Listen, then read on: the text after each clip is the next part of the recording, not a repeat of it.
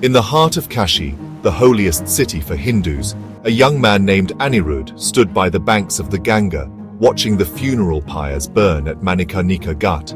His grandfather, a deeply spiritual man, had just passed away, and as per Hindu tradition, his body was being offered to Agni, the god of fire. As the flames danced, Anirudh turned to the priest and asked, "Why do we cremate and not bury our dead, like in other religions?" The priest smiled, sensing the curiosity in the young man's voice. "This is an ancient belief rooted in both spiritual and practical wisdom," he began. "Let me take you back to the Vedic times. Hindus believe that the body is temporary, but the soul, Atma, is eternal. According to the Bhagavad Gita, just as a person discards old clothes and wears new ones, so too does the soul abandon a used body and take birth in a new one.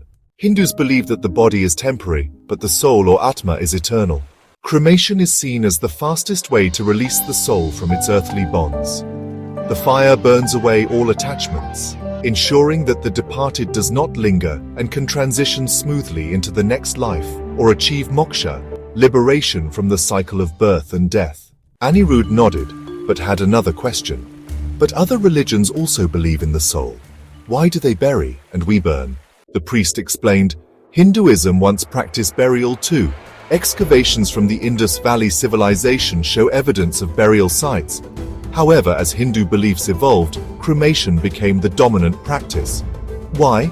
Anirudh asked. "Two reasons," the priest replied. "First, we are certain that the body is merely an external garment for the soul. Unlike some cultures that see the body as an extension of the person's identity, Hinduism teaches that it is temporary and not to be preserved. Second, cremation aligns with nature.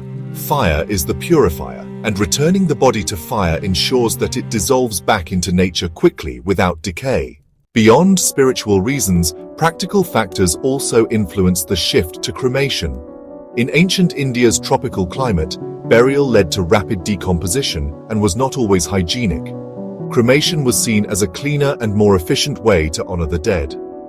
Additionally, land was precious, and allocating large spaces for burials was not sustainable.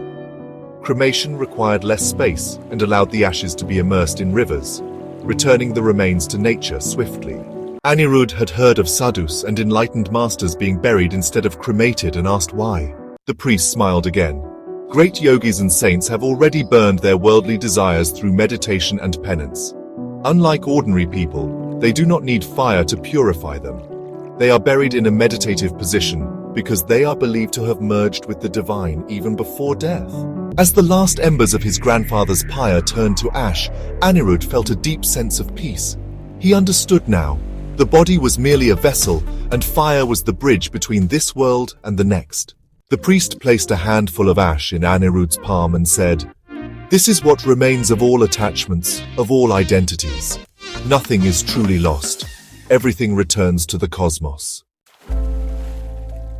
Anirudh let the ash slip into the Ganga, watching as it dissolved, just like his questions had, into understanding.